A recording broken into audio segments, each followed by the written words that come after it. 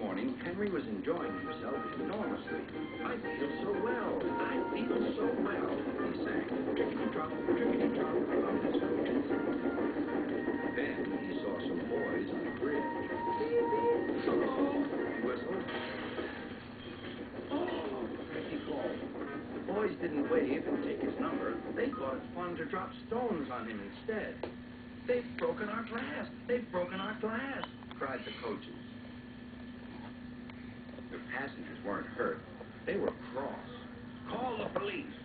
No, said the driver. Leave it to Henry and me. What will you do? They asked. You keep a secret? Yes, yes. Well then, said the driver, Henry is going to sneeze at those boys.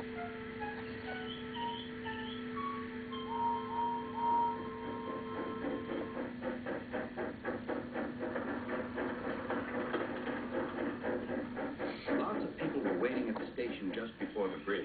They wanted to see what would happen. Henry has plenty of ashes, said the driver. Please keep all windows shut till we've passed the bridge. Henry's as excited as we are, aren't you, old fellow? Henry felt more stuffed up than excited. Soon they could see the boys. They all had stones. Are you ready, Henry? Said the driver. Sneeze hard when I tell you. Now, he said.